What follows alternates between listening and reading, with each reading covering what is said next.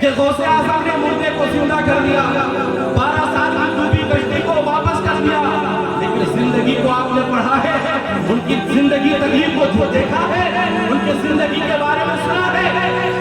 علم حاصل کرنے کے بعد 25 سال تک جنگلوں میں رہے، 25 سال تک جنگلوں میں، بغداد سے کنیکشن کٹ کر کے، بغداد والوں سے دور رہ کر 25 سال تک جنگلوں میں 40 دن تک بھوکے رہ جاتے، ایک دو دن نہیں، 40 دن تک بھوکے رہ جاتے تھے، اور بھوک کی وجہ سے بے ہوش ہو کر کے گر جاتے تھے، بے ہوش ہو جاتے تھے۔ لوگ کہتے تھے کہ دیکھو دیکھو مر گیا، انتقال ہو گیا، پھر انتقال سمجھ کر کے لوگ اٹھا کر کے لے جاتے تھے، اسے نہلاتے تھے، غسل دیتے تھے، کفن پہناتے تھے، جب کفن پہناتے تھے اور جنازے کے لیے حاضر کرتے تھے تو اٹھ کر کے کھڑے ہو جاتے تھے۔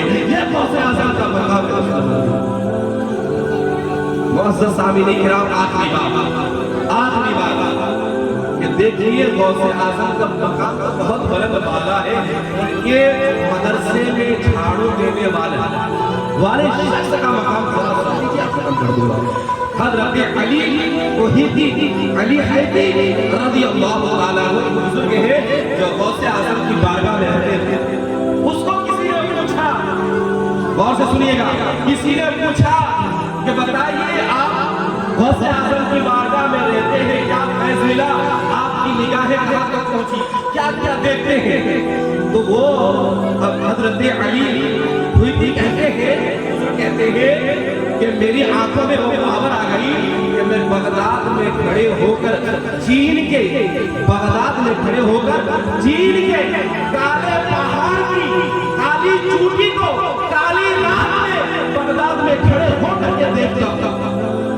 غور سے سنیے، ایک جائے مدرسے میں خدمت کرنے والے کا مقام ہے جو کہتے ہیں کہ میں بغداد میں کھڑے ہو کر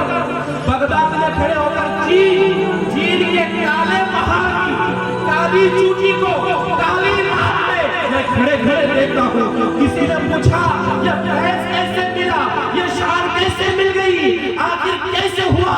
وہ کہتے ہیں میں نے کچھ نہیں کیا، غوث پاک کے مدرسے میں جھاڑو دینے کی وجہ سے اللہ نے یہ مقام عطا کر دیا۔